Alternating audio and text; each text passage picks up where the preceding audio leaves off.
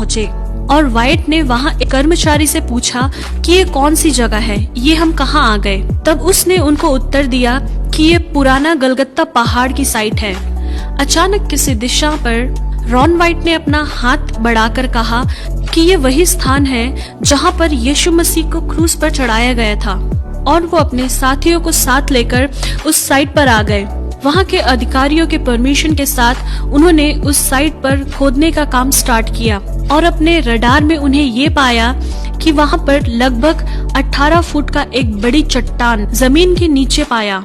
वे जब खोदते गए तो उनको एक गुफा जैसा कुछ दिखाई दिया और वहाँ के कर्मचारी जो वहाँ खोदने का काम करते थे वे उस गुफा के अंदर गए और वे डर के मारे वहाँ से भागने लगे, क्योंकि उन्होंने वहाँ जो देखा वो नजारा बहुत गंभीर था।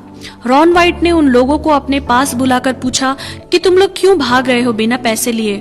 तब वो इब्री कर्मचारियों ने कहा कि हमने वहाँ वाचा का संदूक को देखा है। तब रॉन वाइट उस गुफा के अंदर प्रवेश किया और जब उन्होंने आंख उठाकर देखा तब उन्हें एक अद्भुत दृश्य दिखाई दिया और उस दृश्य को देखने के बाद वे तुरंत नीचे गिर गए। रॉन वाइट के बेटे ने बड़ी ही मुश्किल से उन्हें बाहर निकाला। अगली बार रॉन वाइट बड़ी तैयारी के साथ उस गुफा में प्रवेश किया तो उन्होंने उस गुफा के अंदर वाचा का संदूक देखा, जिसके द्वारा मूसा के समय परमेश्वर इजरायलियों के बीच में अपनी उपस्थिति को प्रकट करते थे। फिर रॉन वाइट ने अपने अनुभव शेयर करते समय बताया कि उन्होंने जब वो संदूक करीब जाकर देखा तो 4 स्वर्गदूत उस संदूक के चारों ओर खड़े देखा और उसमें से एक स्वर्गदूत रॉन वाइट से बातें करने लगे। हम 4 मूसा के समय से लेकर अब तक वाचा के संदूक की रखवाली कर रहे हैं।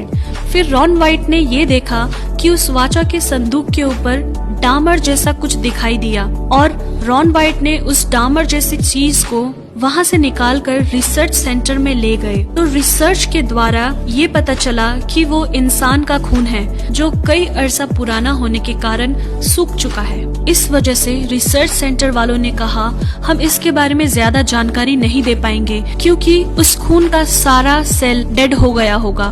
मगर रॉन वाइट जो पहले मेल नर्स भी रह चुके हैं उन लोगों से रिक्वेस्ट किया कि आप लोग कृपया इस ब्लड का DNA पता करने की कोशिश करिए। उनकी बात मानकर उस रिसर्च सेंटर वालों ने ब्लड को 24 आवर तक सॉल्यूशन में रखा और 24 घंटे के बाद उन्होंने उस ब्लड को टेस्ट के लिए डाल दिया। जब उन्होंने उस ब्लड की जांच की तो उन्हें एक आश्चर्यजनक बात पता चली और उन्होंने रॉन वाइट को बुलाकर बताया कि ये ब्लड सेल अभी तक मरा नहीं, ये ब्लड अभी भी जिंदा है। और उन्होंने उसका DNA के लिए खोज किया तो वे ये बात देखकर हैरान हो गए जैसे कि एक नॉर्मल मनुष्य के DNA में 23 पेयर्स ऑफ क्रोमोसोम होते हैं, जिनमें से 23 माता के होते हैं और 23 पिता के, मगर उस ब्लड में सिर्फ 23 ही क्रोमोसोम दिखाई दिए, जिससे रॉन वाइट को ये पता चला कि ये यीशु मसीह का खून है जो पुरुष से नहीं मगर पवित्र आत्मा से जो मरियम के कोख में पैदा हुआ। और उन्हें इस बात की पक्कीकरण करने के लिए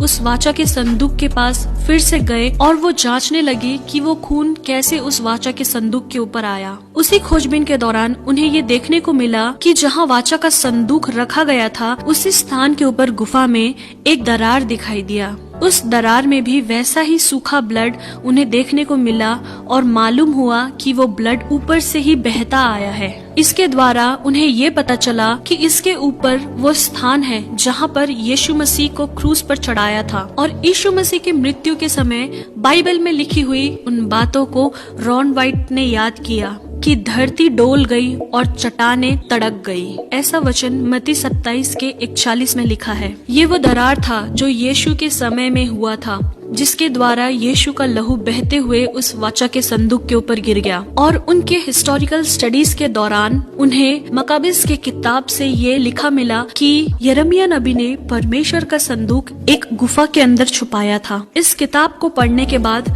रॉन वाइट ने ये जाना कि ये पिता परमेश्वर की योजना हो सकती है कि यिर्मयाह नबी के द्वारा उस वाचा के संदूक को उसी गुफा में छुपाया हो जिस गुफा के ऊपर प्रभु यीशु मसीह को क्रूसीफाई किया था। वो यीशु मसीह का क्रूसीफाई का साइट था और जहाँ से प्रभु यीशु मसीह का खून बहकर उस वाचा के संदूक के ऊपर पड़ा। शायद ये पिता परमेश्वर की मर्जी थी अपने पुत्र का लहू उस वाचा के संदूक के ऊपर पड़े, जिस वाचा के संदूक के ऊपर पुराने नियम से हम जानते हैं कि महायाजक लोग जानवरों का खून लेकर वहाँ बलि चढ़ाते थे लोगों के पाप का क्षमा के लिए। मगर अपने पुत्र के एकमात्र बलि के द्वारा पिता परमेश्वर ने उस बहुमूल्य लहू को वाचा के संदूक के ऊपर छिड़काया, जिससे सारी मानव जाति के पापों की क्षमा का सबूत हमें मिलता है।